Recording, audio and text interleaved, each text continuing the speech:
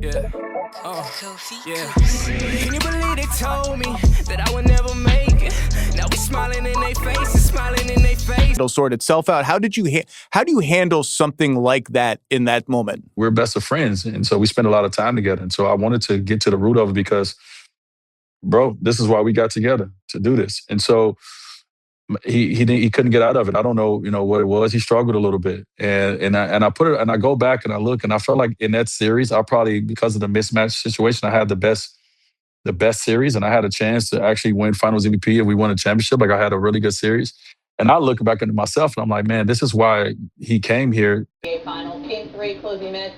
Dwyane Wade yelling at LeBron. I love it. Well, Bill Simmons says this moment could have been the turning point of the series. Simmons says this could have been the first time LeBron had ever been yelled at, and he never recovered. So, Colin, do you have doubts that Wade and LeBron can coexist? No. You know who should be worried? The Washington Wizards. They went 3-38. Just look at LeBron, bro. Like, he doesn't look like he's motivated by D Wade. He looks like he's hurt. He looks like he's hurting his feelings. He doesn't look like he's hearing his advice and saying, let's go get him. He's like, man, enough. Get away from me, man. I'm giving it my all, Dwayne. Get away. So the greatest Heat player of all time, Dwyane Wade, was on Zach Lowe's podcast. And Zach Lowe got real deep. And you could see Dwyane Wade was being politically correct, but he still spilled the beans on how he really felt and the ways he tried to encourage LeBron, who was not ready for that moment in 2011. Let me go ahead and run the clip for you guys to see. We're going to get into my takes because there's a few takeaways that I really want y'all to listen to them. And maybe y'all didn't catch it, and that's why y'all here to tune in. So if you're new to the channel, hit that subscribe, hit the bell, leave me a comment, thumbs up, and a like. Let's get into today's video. 2011. Sorry. But I'm the steward of basketball fans in this position. I have to ask you this. LeBron is clearly having some sort of mental meltdown. His mind is his confidence, whatever it is, something is wrong with LeBron. You see this. He's not aggressive. He's passing up shots. He's not driving. It's not LeBron. Yeah. We all know LeBron. That's not LeBron.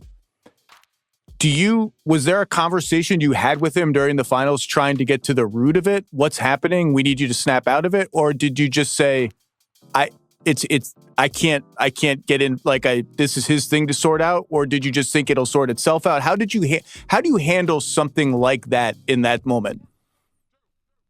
Well, in the moment, I think and I've said it before, is I was on Bron.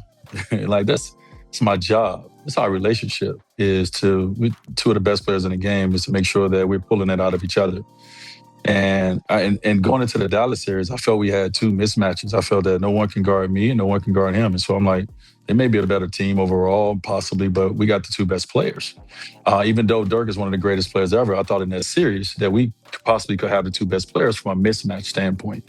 And so when I didn't see him performing at the level that I know that I've watched this person perform at since I've seen him play on ESPN in high school, I was like, hey, wait, what's going on? You know what I mean? And I don't know if I approached it the right way at all, but I was on Bron. Like, I'm just trying to get him to get back in his game, to wake up. Because sometimes it does. One thing can happen, whether it's in your personal life, whether it's in the game, and it can just knock your flow and your rhythm off.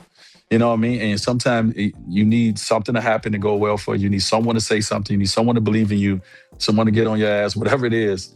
And I tried the approach. We're best of friends. And so we spend a lot of time together. And so I wanted to get to the root of it because, bro, this is why we got together, to do this. And so he couldn't get out of it. I don't know, what it was. He struggled a little bit. And I go back and I look, and I felt like in that series, I probably, because of the mismatch situation, I had the best series, and I had a chance to actually win Finals MVP, and we won a championship. Like, I had a really good series.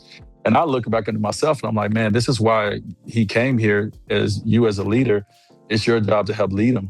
And I feel like I failed my leadership responsibilities in that. And so I don't know if I approached it the right way at all. I just know that, we didn't get the LeBron that we got the next 3 years. Now, I came across this clip as well here from SportsCenter 2011. But what this clip really showed me was, as good as LeBron James was and is, he wasn't ready to be a second option. he was not ready to be effective without being the guy that always got the attention and the ball and everything was running through him. Now, go look at his career, right, up until he got to Miami. Has LeBron ever had to be a second option or play with another superstar like Dwyane Wade and Chris Bosh? The answer is no. Dwyane Wade averaged 26 points, 7 rebounds, and 5 assists per game, shooting 54% from the field, including the whole series being the best player on the Miami Heat. Now, look how Dwyane Wade is sitting there trying to take the heat, no pun intended, for LeBron's mishaps. He was saying as a leader, maybe he didn't lead the right way. But do you think he didn't lead the right way, or do you think LeBron James wasn't ready to be coached hard? Look at how LeBron is reacting to Dwyane Wade going at him on the finals. I know, like he just looks like he don't want to hear it. He looks like he doesn't like the pressure of a teammate holding him accountable. He doesn't like the fact that Dwyane Wade is going at him and saying, we need you to lock in. Like, come on, bro, what's up? Like, LeBron doesn't look like he likes that energy. It looks like it's not working. It's not effective. So Dwyane Wade as a leader is saying, damn, maybe I didn't go about it the right way. Maybe my leadership wasn't the right way. No, it was the right way. That's probably the way you were motivated. LeBron, however, never had someone to tell him to go hard because he's always been the best player and he's always been on his own team and he ain't never had nobody try to tell him you need to step it up because he was busy telling others you got to step it up. I don't think LeBron was ready for the moment, for one, because he wasn't ready to be led and he wasn't ready to be a second option. After this season is when I think the Heat really shifted and said, okay, LeBron, this is your team. The only reason why the Heat won 2 championships is because of that reason. So Dwyane Wade sacrificed his offense. Dwyane Wade was a leader. Like I said, being the guy on the team wasn't going to work for LeBron. He did not know how to be effective. I promise you, go watch the series. Anytime you're scoring 8 points in the finals, anytime a 6-man in Jason Terry is outscoring you in the finals, you're not sure how to be effective. You choked, you weren't ready for the moment, you panicked, and then in hindsight, the guy D Wade is still having your back. Even though he could have said, bro, I don't know what he was doing out there. I guess he did say that, but he really didn't know what he was doing, and I don't know what he was doing. If you watch that final series, LeBron James was like in his head, man. It was probably the only time I've seen this guy literally look like puzzled out there. Like, there's times where he didn't show up, where he looks like he tried his best. In this moment, he looked like he tried his best, and he was like just frozen in that moment. And these are the reasons why a lot of us people who came up in the era of the Big Three Heat saw this series and said, you still didn't win a championship, and then you finally get here with a guy who's arguably as good as you, and then you choke. That's why the reason why we never gonna have this guy in that conversation when it comes to ever being close to a Kobe and a Michael Jordan. And these are the reasons you watch and you see in real time. If you weren't there, if you were a fanboy that was born in the 2010s, you weren't around for this. You didn't experience LeBron losing every season. You didn't experience the failures. You experienced the Cleveland LeBron, and the second time around, you experienced the LA LeBron. But there's levels to it, and there's a reason why many people hold this series to LeBron's name and don't forget about it, because you can't forget about a time and place where you handpicked your own team, going to the finals being favored, and then you choke. And then after that, you make excuses for it, or you say it wasn't a super team, or you say X, Y, and Z, or you don't want to be X, Y, and Z.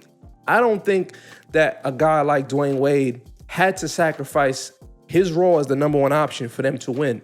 But he did that because he probably thought in his mind after that 2011 series, I don't know if LeBron is able to play a second fiddle role.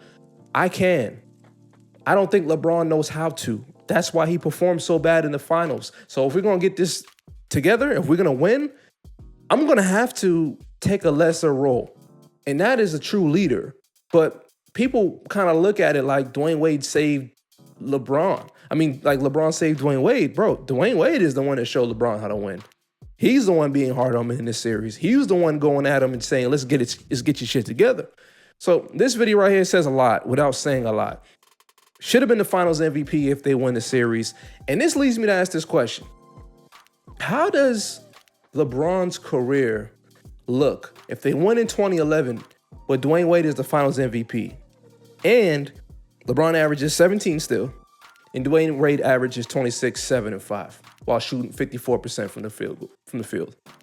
How does that shift the narrative around LeBron's career and around the Heat's career, the whole Heat Big Three era? That's a question I want to know. Y'all new to the channel, hit that subscribe. You know what to do. This is Tyler Rose TV. I'm going to see you guys on the next one. Peace.